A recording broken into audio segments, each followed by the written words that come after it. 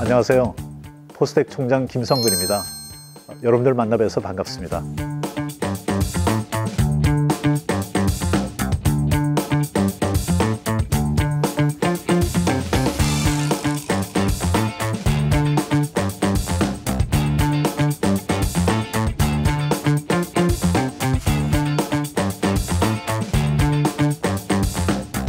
포스텍은 지금 전환점에 와 있다고 생각합니다. 그동안에 눈부신 발전을 했지만 과거와는 또 다른 형태의 발전이 필요하다고 생각을 합니다. 진정으로 세계 최고의 대학으로 거듭나기 위한 전환점에 와 있고요. 동시에 이 지역에 대한 기여를 더 강화해야 될 필요가 있다고 생각합니다. 포스텍을 통해서 이 지역 경제가 살아나고 지역의 기술 기반이 강화되고 포스텍이 제공하는 수많은 강연과 음악회와 미술 전시회를 통해서 지역 주민들이 좀 더 문화적인 삶을 즐길 수 있는 그런 방식으로 제가 기여하고 싶은 그런 대학에 있다고 생각합니다.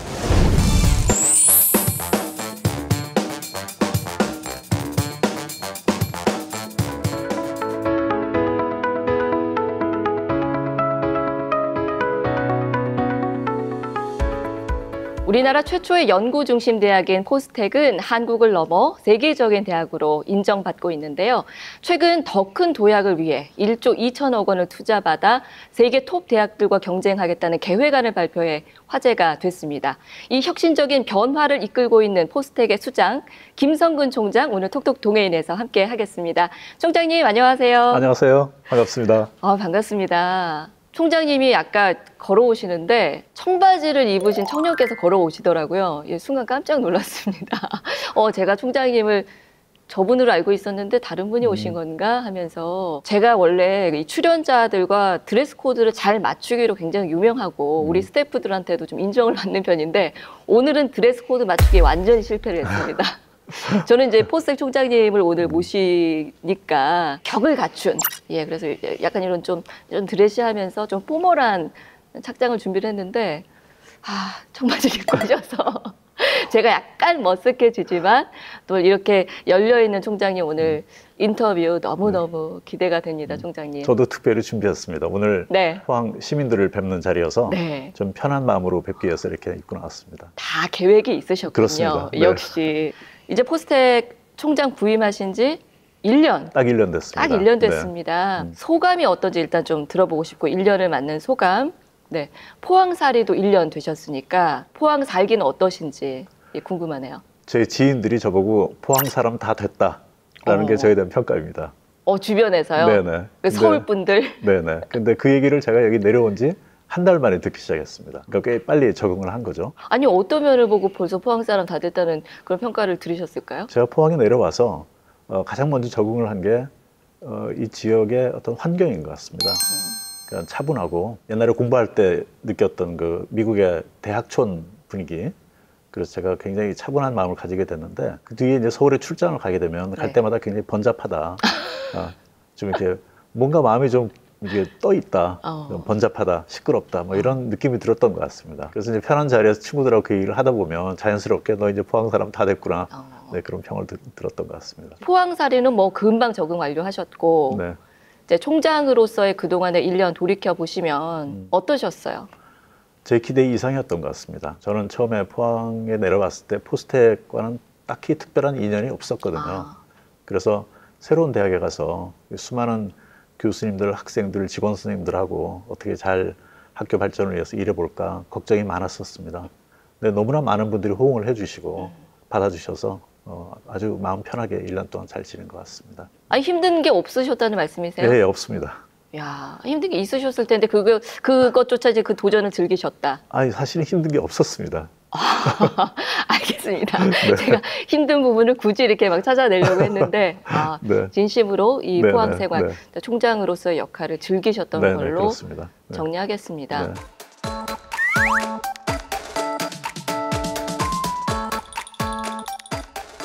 제가 지난 3월에 포스텍에 일정이 있어서 왔다가 포스텍 잔디 광장에서 총장님이 학생들이랑 네네. 짜장면 드시는 거를 네, 봤어요. 맞습니다. 네.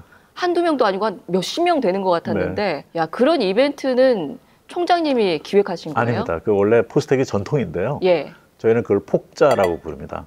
폭자? 그 폭풍의 언덕에서 예. 짜장면 먹는 건데 그 총장이 와서 학생들하고 친해지기 위해서 네. 그런 행사를 한다고 합니다. 어. 굉장히 저는 좋은 아이디어였다고 생각하고요.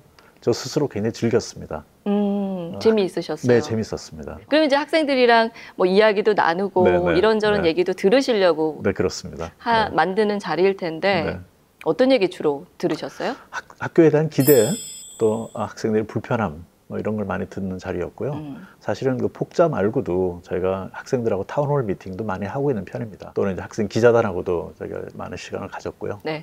그래서 여러 채널로 학생들 목소리를 들으려고 노력하고 있습니다. 학생들하고 이제 늘 생활을 하시니까 보면서 뭐 이런 옛날 생각들도 많이 하실 것 같아요. 그렇습니다. 네. 총장님 뭐 쭉 엘리트 코스만 밟아오신 분이세요. 예, 객관적으로 뭐 경기고 서울대학교에서 학부하셨고 하버드에서 석사, 박사까지 하셨고 그 이후에 이제 서울대학교 교수, 학장 이렇게까지 쭉 학자로서 뭐 최고의 길만 걸어 오셨는데 뭐 총장님 당연히 학창 시절 어린 시절에 모범생이고 우등생이고 그러셨을 것 같지만 또 요즘 학생들 보면서 여러 가지 생각이 드실 것 같아요. 내가 학교 다닐 때 하고 지금 또 학생들하고 많이 다르잖아요. 어떠셨어요, 옛날에는? 제가 굉장히 모범생처럼 살았을 것 같은데 사실 그렇지 않았습니다. 뒤를 돌아보면 꽤 순탄하게 살아왔네 라는 생각을 하는데 사실은 사는 과정에서는 굉장히 어려웠던 것 같습니다. 매 고비마다 굉장히 힘들었고요. 그건 아마 우리 학생들도 마찬가지일 거라고 생각해요. 이제 남들이 보기에는 총장님 뭐 인생에 고생이라고는 털끝만큼도 없으셨을 것 같고 너무나 인생이 다 탄탄대로인 저런 분이 뭐 무슨 어려움이 있으셨을까라고 생각을 많이들 하실 텐데 다르지 않다. 저는 예. 그런 인생은 없다고 생각합니다. 학생들이 볼 때는 뭐 교수라든지 학장, 총장은 꽤 평탄한 삶을 살았을 것 같은데 그렇죠. 나하고는 달라 보이죠. 그렇죠. 그렇지 않다. 나도 똑같은 시절을 거쳤고 나도 똑같이 너희들과 같은 고민을 했었고 네. 실패도 했었고 그런 걸 좀 공유하고 싶습니다. 그 옛날에 뭐 학창 시절 좀 떠올려 보시면 모범생만은 아니었다고 말씀하셨지만 그 부분은 사실 조금 믿음은 안 갑니다. 추억이나 에피소드 같은 거 제가 있으신지. 절대로 모범생이 아니었고요. 그런 점에서 제가 사회적게 제가 거꾸로 질문을 하나 드려도 될까요? 이런 경우 잘 없는데요. 네네. 제 학창 시절 별명을 한번 생각해 보실 수 있을까요? 총장님이요? 네. 총장님 별명은 네. 뭐 신성일이나 뭐 알랭드롱 뭐 이런 쪽 아니었을까요? 아닙니다. 이거 사실 방송에도 얘기가 될지 모르겠는데 저희는 다 가능합니다. 네. 화학과 제비였습니다. 아까 제비. 네. 아까 제비요? 제비. 그 친구들이 그렇게 불러줬나요? 친구들이. 네. 국민학교 그 당시는 국민학교였죠. 네. 국민학교를 이제 대구에서 마치고 네. 서울로 전학을 갔는데 서울 학생들이 많이 놀리기도 하고 시골 출신이라고? 시골 출신이고 그래서 이제 어떻게 보면 공부를 열심히 했던 이유도 그것도 포함되어 있는 것 같습니다. 그리고 이제 6년 중고등학교를 보내고 대학에 들어갔는데 학교 갈 때마다 저는 양복을 입고 갔어요. 항상 준비되어 있는. 대학생이 양복 입고 갔다고요? 네, 그럼요. 학부생이? 그럼요. 네. 그때는 그런 그때는 그런 분위기였나요? 그때는 학생들이 예. 입고 있는 이게 교복을 입고 오는 학생도 좀 있었고요. 교련복을 입고 오는 학생도 있었고요. 예. 그다음에 양복도 뭐 없지는 않아 있었습니다.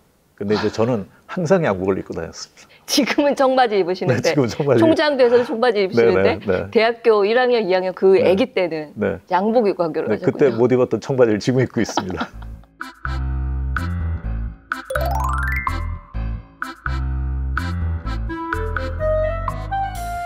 이제 서울대학교 이제 교정을 양복을 입고 다니시면서 네. 제비라는 놀림을 받으시고 서울대뿐만 아니라 뭐 전국의 그 서울 지역에 있는 특히 모든 학교를 다 제가 교정을 누빈 적이 있습니다.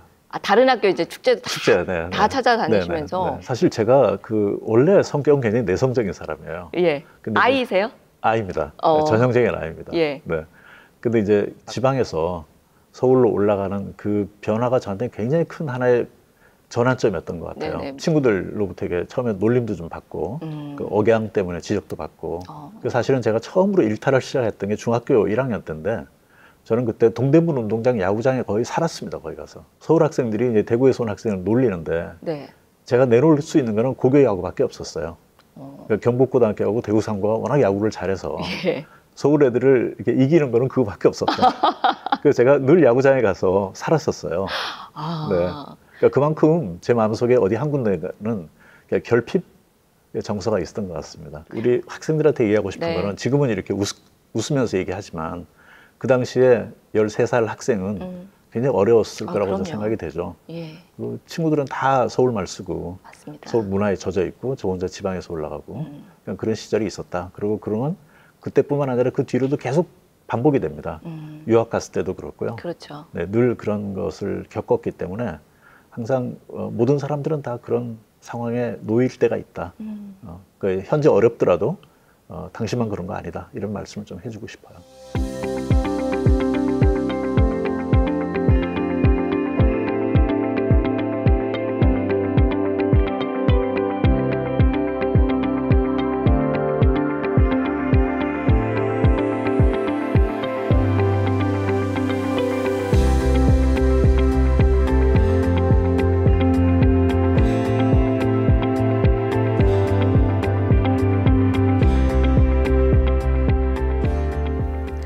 포스트에게 총장으로 어떻게 오게 되셨는지도 궁금한데요. 원래 좀 인연이 있으셨는지, 총장은 한 번쯤은 해봐야겠다라는 생각을 이전부터 하셨는지. 일단 포스텍하고 아무 인연이 없었습니다. 그리고 저는 이제 평범한 교수 생활을 했었고요. 2년 전에 서울대학교에서 정년을 맞이했고요. 그리고 제 딸들이 둘이 미국에 살고 있는데 걔네들의 평생 소원이 아빠랑 같이 사는 거였습니다. 그래서 제가 계속 약속을 해왔었고 정년과 동시에 미국으로 살러 갔었습니다. 가족과 함께하는 삶을 위해서. 네. 그래서 이제 한국에서 저의 역할, 저의 봉사는 이제 할 만큼 했다. 미국에 가서 이제 여생을 가족들하고 보내자 이렇게 갔었습니다. 근데 왜 다시 오셨어요? 사실은 그 과정 저는 참 지금도 미스터리인데요. 하여튼 어떻게 하다 그렇게 됐고 그래서 저희 전임 이사장님께서 네. 이건 운명적인 만남이다라고 얘기를 해주셨는데 저도 사실은 거의 공감합니다. 이전에 서울대학교에서 교수로 30년 이상 재직을 하셨고 그 이후에도 삼성 미래기술 육성재단에서 네. 이사장도 하셨고 네네. 너무 훌륭한 커리어들이 많으셔서 저는 당연히 그래도 내가 대학 총장의 역할로 한번 내 인생에 해봐야겠다라는 생각을 하신 게 아닌가 했는데 전혀 인생에 없던 계획이고 네. 생각도 안 해보셨고 안 했고 저는 어떤 뭐 총장이라든지 이런 네. 자리를 뭐 해야 되겠다는 생각은 없었습니다. 욕심도 아예 없었고. 네네. 많은 분들 아마 저하고 비슷한 생각을 가질 텐데 자리 자체가 중요한 게 아니라 그 자리에서 할 수 있는 일이 중요하다고 생각하거든요. 맞습니다. 근데 저는 뭐 총장 자리는 너무나 그 무거운 자리고 네네. 사실은 굉장히 어려운 자리죠. 그러시군요. 그래서 이제 그 정도는 제가 생각을 한 적이 없었습니다. 생각이 전혀 없었다가 이제 포스텍으로부터 제안을 받으시고 네. 이제 마치 운명에 이끌리듯이 네. 살아본 적도 없는 포항에. 맞습니다. 네. 그러면은 포스텍에 대한 어떤 관심 같은 것도 원래 없으셨어요? 관심이 없지는 않았죠. 왜냐하면 여기 동료 교수들이 많이 계시고 또 훌륭한 과학자들이 워낙 많이 계셔서 네. 제가 그분들을 통해서 학교는 잘 알고 저도 가끔 내려와서 뭐 세미나도 하고 학회도 하고 했으니까 제가 여기 오기 전에도 포스텍은 특별한 학교라고 생각을 했었습니다. 그래서 관심은 있었는데 그 관심이 그냥 저 학교 잘 됐으면 좋겠다. 응원하는 마음. 그 정도의 관심이었죠. 저는 모든 걸 계획을 잘 하는 편인데 네. 이거는 정말 제 계획에 1도 없었습니다. 네. 그 운명이 내 천직이었구나라는 생각을 이제는 하시겠어요? 이제는 합니다. 네. 오기를 잘했다. 네, 저한테 주어진 어떤 하나의 미션이 아니었을까 이렇게 생각합니다. 또 오늘은 미국 가서 살다 보니까 네. 우리나라가 더 잘 돼야 되는데 뭐가 좀 내가 좀 도와줄 수 없을까 이런 생각을 하던 차에 이제 그런 기회가 생겼거든요. 그렇군요. 그래서 이제 마음에 빚이 있었던 거 사실이고요. 총장이라는 거를 원했던 건 아니지만 우리나라에 좀 대학다운 대학이 있으면 좋겠다라는 생각을 그 전부터 하고 있었습니다. 아, 네. 그런데 그렇군요. 이제 그런 기회가 있었을 때 그래? 그러면 가서 정말 한 대학다운 대학을 만들어 봐? 이런 생각을 했던 거죠. 총장을 해야겠다는 생각은 안 했지만 네. 좀 좋은 학교를 만들어 보고 싶다라는 생각은 네, 하셨고 네, 그렇습니다. 총장님께서도 사실 최고의 학부 서울대학교 나오셨고 하버드에서 또 석사 박사까지 하시고 이런 좋은 교육을 직접 경험을 하신 분이잖아요. 그리고 또 그런 훌륭한 학생들을 계속 지도를 해 오셨고 평생을. 그렇다 보면은 정말 좋은 교육이 뭘까라는 고민도 많으셨겠고요. 진짜 제대로 된 교육은 이런 거다라는 생각을 하셨을 텐데 네. 그 생각 좀 들어볼 수 있을까요? 네네. 사람들한테 가장 중요한 게 뭘까요? 어려운 질문이죠. 예. 저 같으면 아마 이제 결혼하신 분들한테는 자녀겠죠. 자녀들이 잘 되는 거가 아마 모든 부모님들 마음속에 1등이죠. 1등이죠, 네. 사실은. 근데 애들이 잘 된다고 했을 때 부모님들이 가장 먼저 생각하시는 거는 좋은 교육을 받아서 좋은 대학에 가는 좋은 거. 대학에 가고 좋은 교육을 받아서 사회에 기여하고 또 거기서 충분한 보상을 받고 그렇게 하기를 바라잖아요. 그러니까 거기서 교육이라는 건 굉장히 중요한 거죠. 근데 그건 우리나라만 그런 게 아니라 세계 어디를 가도 다 마찬가지입니다. 근데 이제 거기서 과연 교육이라는 게 뭘까? 교육은 첫째는 머릿속에다 뭐를 집어넣어 주는 거죠. 그러니까 지식과 정보를 집어넣어 주는 겁니다. 근데 또 교육에는 그것뿐만 아니라 그 바깥으로 끄집어내는 것도 있어요. 두 가지가 다 필요하다고 봅니다. 그러니까 근데 우리나라에서는 그 후자가 별로 없다는 게 저는 문제라고 생각합니다. 그러니까 집어넣어 주는 거, 지식을 주입하는 거, 그게 초중고등학교, 대학에서도 여전히 지금 시행되고 있는 우리 교육의 본 모습이에요. 근데 이제 그런 시대는 이제 지나가고 있다고 봐요. AI 시대에 지식의 총량이라는 거 그렇게 중요하지 않은 시대가 됐고 오히려 사고하는 방식이 더 중요한 거죠. 그래서 이제 교육이라는 단어가 이제 education형으로 네. 그게 이제 어원이 에두카레에서 나온 에두카레라는 건 뭐냐면 밖으로 나오게 하다 뭐 이런 뜻이에요. 그러니까 그 얘기는 뭐냐면 마치 우리가 그 식물의 싹에다가 물을 주고 양분을 줘서 그것이 성장을 하게 해서 자기 스스로 발화하게 하듯이 사람에게 교육적인 요소를 도입을 해서 지식을 좀 주고 그 사람이 갖고 있던 원래 내재하는 능력을 발현시키도록 하는 게 교육이에요, 사실은. 그게 진짜 교육입니다. 그래서 저는 교육의 참모습을 좀 구현하고 싶다 이런 생각이 있었습니다. 그 얼마 전에 어느 기사에서 보니까요. 포스텍에서 26학년도부터는 그 입시를 할 때 성적 위주로 뽑는 거는 좀 지양을 하고 네. 1박 2일 면접을 네네. 해서 학생들 선발하는 네. 부분을 검토하고 있다라는 네. 걸 봤는데 네, 네. 이거는 뭐 우리나라에서는 지금껏 한 번도 시도가 된 네네. 적이 없는 네. 그런 입시 제도고 언뜻 생각을 해도 이건 너무나 비용과 투자가 많이 들어가야 될 것 네. 같은데 네. 이거 실제로 심각하게 고민을 하는 부분인가요? 그럼요. 네, 제가 사실 이 부분도 굉장히 강조를 하고 싶습니다. 사실 이제 1박 2일이라고 생각을 했는데 막상 1박을 하려고 하니까 1박에 따르는 여러 가지 애로사항이 있는 건 사실입니다.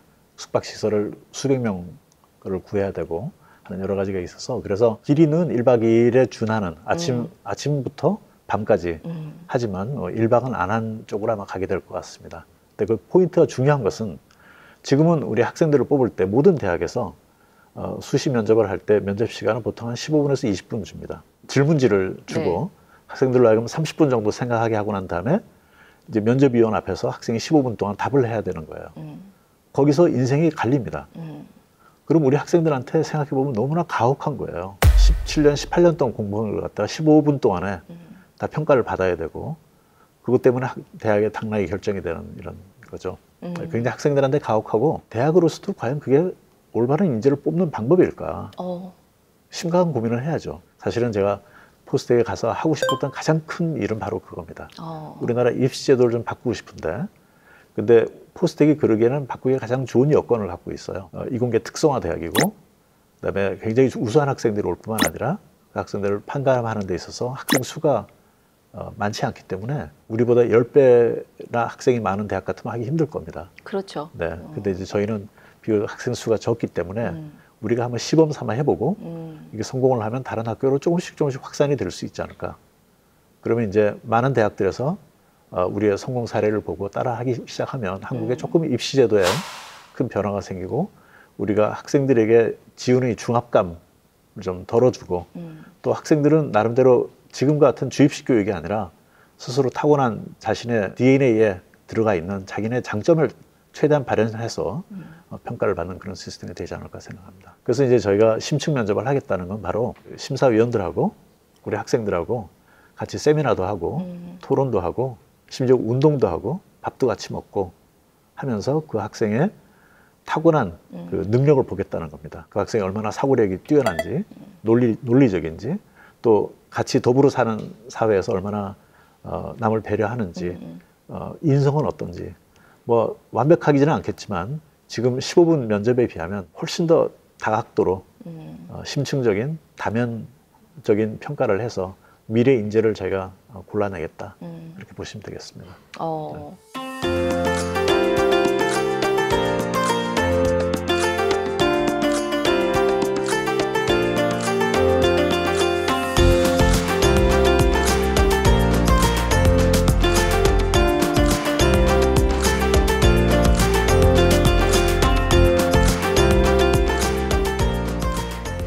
지역대학이 이제는 위기라는 이야기를 넘어서 존립 자체를 걱정해야 되는 상황까지 왔습니다.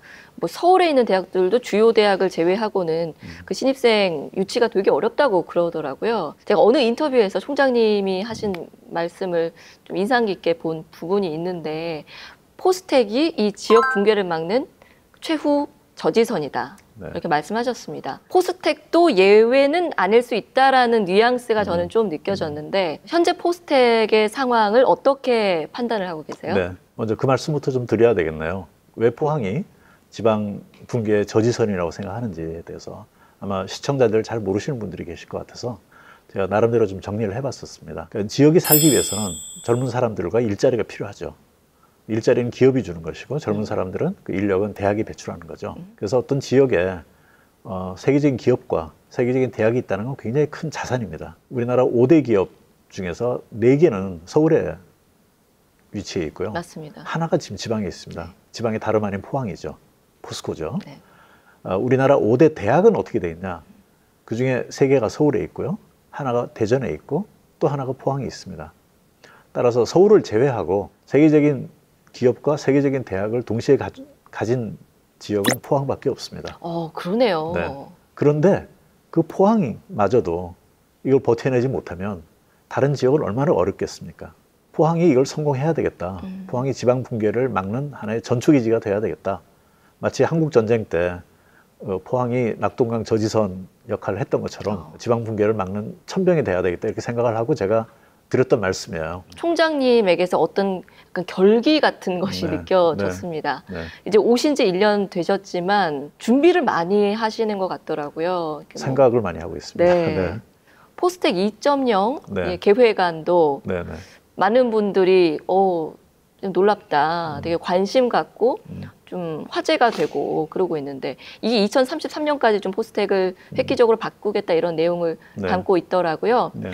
대략적으로 어떤 내용들이 담겨 있는지 네네. 간단하게 먼저 설명해 네네. 주시죠. 일단 이제 포스텍 2.0 관련해서 저희는 이제 그걸 제2 건학 사업이라고 생각을 하는데요. 이게 언론 보도에 나가다 보니까 이게 소위 여기에 투입되는 재원 규모에 너무 관심들을 가지셔서 1조 2천억 투자한다면서 뭐 이런 얘기들을 많이 하시는데 사실은 그건 어떻게 보면 부차적인 얘기고요. 가장 중요한 것은 포스텍 설립 초기에 원래 정신으로 돌아가자. 마치 포스코처럼 생길 때 맨 땅에 황무지에 세계적인 제철소를 만들었지 않습니까? 없던 곳에서 뭐를 만드는 우리의 그 자랑스러운 국가 건설의 그 정신이 남아 있는데 사실 포스텍도 그랬거든요. 맞습니다. 그래서 이제 그런 마음가짐으로 학교를 다시 건립하자라는 취지가 더 중요하다고 봅니다. 뭐 1조 2천억이 됐건 뭐가 됐건 그것을 가능하게 하는 하나의 도구일 뿐이고 네. 중요한 것은 그 학교가 나갈 방향을 제로 설정하고 그걸 시행해 나가자라는 것입니다. 어떤 방향을 설정해야 될 것이냐. 제가 학생들한테 공간으로 초청해서 식사를 대접하면서 준 책이 있습니다. Zero to One, 0에서 1까지라는 제목입니다. 그 저자는 피터 틸이라는 사람인데 그 일론 머스크하고 같이 페이팔을 세운 사람이고요. 그 사람이 쓴 책에 보면 사실은 1에서 10을 만들고 1에서 100을 만드는 것도 굉장히 중요한 일이고 그거는 우리나라가 굉장히 잘하는 일입니다. 조그만 걸 하나 가지고 와서 그걸 우리식대로 해석을 하고 가공을 하고 발전시켜서 내놓기를 세계에서 가장 잘하는 국가고 우리의 모든 산업체가 그렇게 성공을 했고 세계적인 기업이 나온 거죠. 그래서 우리나라의 지금까지 성공 신화는 다 1에서부터 10, 100, 1000을 만드는 우리의 뛰어난 능력 때문에 생긴 겁니다. 그런데 이제 우리나라가 전 모든 분야에서 세계 최고 국가가 되어가고 있지 않습니까? 근데 여기서는 게임의 룰이 달라져야 돼요. 우리한테 1을 갖다 주질 않아요. 우리가 만들어내야 돼요. 그러니까 0에서 1을 만들어야 됩니다. 그래서 Zero to One이 지금 포스텍 2.0을 맞이하는 우리 마음 자세.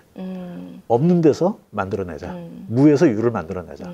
마치 아무것도 없는 데서 제철소를 세우고 세계 최고의 대학을 만든 우리 선배들의 정신을 다시 한번 되살려서 이제는 한국이 존재하지 않는 기술을 만들어내고 과학에서도 최고를 달리고 그렇게 하자라는 그게 이제 2.0의 기본 정신이 되겠고요. 재정 규모는 그것을 가능하게 하는 네네. 하나의 도구라고 생각하시면 되겠습니다. 저는 이제 눈에 띄는 부분이 그 인재를 초빙하는데 적극적인 투자를 하겠다라는 부분이 눈에 띄었습니다. 뭐 성과금 제도도 좀 파격적으로 네네. 하겠다 이런 부분들, 뭐 정년을 늘리겠다 이런 네. 부분도 봤고요. 그렇다면 총장님께서는 결국 포스텍이 지금 경쟁력을 좀 더 견고히 하는 데 있어서 인재를 확보하는 부분이 가장 핵심적인 기능을 할 거라고 생각하시는 건가요? 그렇습니다. 전 세계에서 모든 경쟁은 다 인재 경쟁입니다. 국가 간 경쟁도 그렇고 기업 간 경쟁도 그렇고 대학 간도 마찬가지입니다. 그래서 좋은 인재를 저희가 뽑아야 되고 모셔야 되고 여기서 키워야 되고 배출을 해야 되는 거죠. 그래서 그 인재는 학부 신입생부터 시작해서 대학원생, 교수님들, 세계적인 석학, 직원 선생님들 다 포함됩니다. 여기서 인재라고 하면 흔히들 그냥 유명한 교수 또는 훌륭한 학생 모시겠다 이렇게 생각하는데 그것만은 아니고요. 모든 인재입니다. 일단 인재들 모시기 위해서는 정당한 대우를 해드려야 되는 것이 중요하고요. 그것은 학부생들도 마찬가지고 대학원생도 마찬가지고 직원 선생님들, 교수님들 다 마찬가지입니다. 그래서 그 부분을 저희가 굉장히 확충을 해놨고요. 또 인재를 모으는 요소 중에 또 하나는 인재는 어디 모이나 하면 좋은 인재들이 있는 곳에 또 인재들이 모입니다. 맞습니다. 네. 그래서 선순환 구조를 만들어야 돼요. 가장 좋은 복지는 훌륭한 동료라고 맞습니다. 하잖아요. 네. 그래서 그걸 하기 위해서 어떤 핵이 필요하고 그 핵을 만들기 위해서 지금 저희가 노력하고 있는 중입니다. 그리고 이제 학생들을 위한 부분들도 되게 기억나는 게 이제 패스파인더 바우처 요거를 하겠다고 하셨는데 그럼 학생들은 이 바우처를 가지고 뭐 네. 어떻게 잘 활용을 할 수 있는 거예요? 패스파인더 바우처는 뭐냐면 학생들에게 그래 그럼 너희들이 4년 지내는 동안에 우리가 1,000만 원의 바우처를 줄 테니까 그걸 가지고 해외 어학연수를 가든 단기 연구를 가건 또는 CES와 같은 그 세계적인 박람회에 가건 또는 친구들끼리 모여서 창업을 하건 강의실 안에서 배우는 지식에 만족하지 말고 실사회에 부딪혀봐라. 실패해봐라. 그리고 돌아오면 왜 학교에서 왜 이걸 배우는지 알게 될 거다. 저는 늘 그런 얘기를 해요. 학생들이 이공계 공부 굉장히 어려워하잖아요. 네. 수학과학.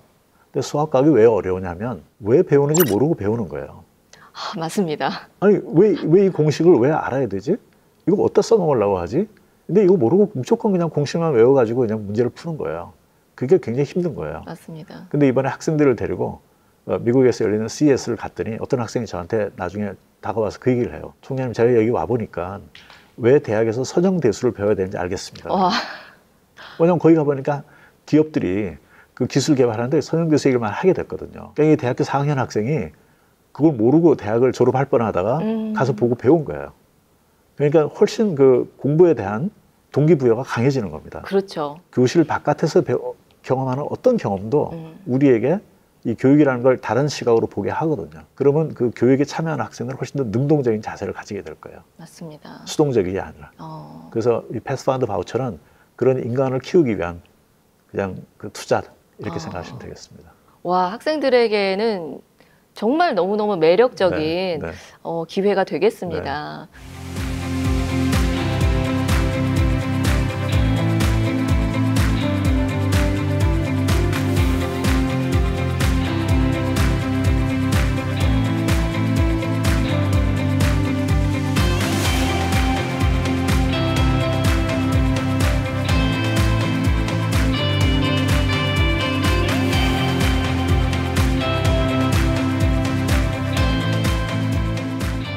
포항에 있기 때문에 포스텍이 포항에 계신 분들은 포스텍을 생각하는 마음이 좀 여러 가지인 것 같기는 해요. 포항에 살기 때문에 내가 포스텍에 다닌 적은 없지만 왠지 그 동문 같은 느낌도 있고요. 그런가 하면은 조금 멀게 느끼는 부분도 있고, 그 여러 가지들이 좀 공존을 하는 것 같아요. 하지만 또 포항에 있기 때문에 이 지역과 이 포스텍이 동반 성장을 하는 부분도 매우 중요하잖아요. 그런 부분도 고민이 많으실 텐데, 그렇습니다. 지역과의 동반 성장은 어떻게 계획을 하고 계세요? 대학과 그 대학에 소재한 도시와의 관계는 굉장히 복잡 미묘합니다. 한편으로는 자랑스럽기도 하지만 한편으로는 거리감도 좀 느껴지는 쟤네들은 뭐 특별한가? 뭐 이런 생각 하시는 분도 계실 거예요. 그래서 저는 오늘 그걸 좀 깨고 싶어서 이 자리에 나왔습니다. 저는 주민들께 이렇게 말씀드리고 싶어요. 포스텍은 지금보다 더 훌륭한 대학이 돼야 됩니다. 그래야지 우리나라를 위해서 또 세계를 위해서 우리가 기여를 할 수 있고 또 그렇게 됨으로써 우리 주민들께 굉장한 자부심의 근원이 될 거라고 저는 생각해요. 우리 주민들께서 더 자부심을 느낄 수 있도록 한 단계 저희가 더 업그레이드 되고 발전해 나갈 계획이고요. 근데 그것만 가지고는 부족하다고 생각해요. 네. 우리는 뿌리는 포항에 뿌리를 받고 있기 때문에 여기에다가 저희가 돌려드려야죠. 돌려드리는 건 여러 가지 방법이 있을 거라고 생각합니다. 이미 지금도 많은 교수님들께서 이 지역의 산업체하고 협업을 통해서 이 지역의 기술 기반을 강화하는데 굉장히 많은 노력을 하고 계세요. 그래서 이 지역의 경제를 살리는데 직간접적인 기여를 많이 하고 계십니다. 맞습니다. 네, 그래서 그거는 당연히 해야 되고 좀 더 소프트하게는 이 지역 주민들께 저희가 대학이 제공할 수 있는 많은 것들이 있어요. 지금도 우리 그 문명 시민 교육원을 통해서 굉장히 수준 높은 강연을 저희가 제공해드리고 있고 또 저희가 금난세 지휘자를 저희가 특임 교수로 모셨는데 네네. 이번 학기에 오셔서 매달 연주회 하십니다. 매달 오세요? 네네. 오. 이번 학기부터. 그래서 저도 좀 가면 안 될까요? 오십시오. 예. 근데 이미 9월 달에 거는 이미 다 접수가 금방 끝난 것 같습니다. 예, 인기가 많은 것 네, 같습니다. 인기가 많습니다. 그래서 그런 음악회도 저희가 공개해서 이 지역 주민들이 마음껏 즐기실 수 있도록 하고 사실 제가 취임했을 때 취임음악회에 제가 굉장히 좋은 인상을 받았던 것이 지역 주민들께서 어린 아이들의 손을 잡고 많이 오셨어요. 네. 그래서 이 지역 주민들이 이렇게 문화적인 것에 목말라 하고 계시는구나. 그래서 저희가 취임한 이후에 그 뒤로 도서관에서 그 예술전도 하고요. 네. 그리고 음악회도 좀 이렇게 계획을 하고 있고 또 이런 것들이 좀 더 확장돼 나갈 거라고 생각합니다. 그래서 그걸 통해서 세계적인 대학이 우리 지역에 있고 그 대학과 서로 교류하고 있다는 것이 지역 주민들께 자부심은 물론이거니와 지역의 경제 회생뿐만 아니라 지역 주민들께 좀 더 풍부한 문화적인 서비스까지 제공하게 되지 않을까 이렇게 기대하고 있습니다. 또 총장님께서 이렇게 열린 마음으로 적극적으로 다가와 주시니까 앞으로는 포스텍과 나 고향이 같잖아요. 네, 예, 네. 이런 동질감뿐만이 아니라 네. 그래서 여기 포스텍에 계신 학생들, 교수님들은 다 너무 똑똑하시고 나와는 다른 삶이고 이런 생각은 앞으로 버리겠습니다. 네, 네. 오늘 총장님 모셔서 이야기 나누는 동안에 포스텍과의 거리가 이만큼 확 줄어드는 네. 느낌을 받았습니다. 시청자 여러분들도 아마 비슷한 네. 마음이셨을 거고요. 앞으로는 포스텍을 정말 그 내 가족을 응원하는 마음으로 같이 좀 성장해 가는 느낌으로 함께 하겠습니다. 총장님 오늘 말씀 정말 즐겁고 용기가 되고 영감이 되는 시간이었습니다. 오늘 네. 말씀 잘 들었습니다. 고맙습니다. 네, 감사합니다. 네.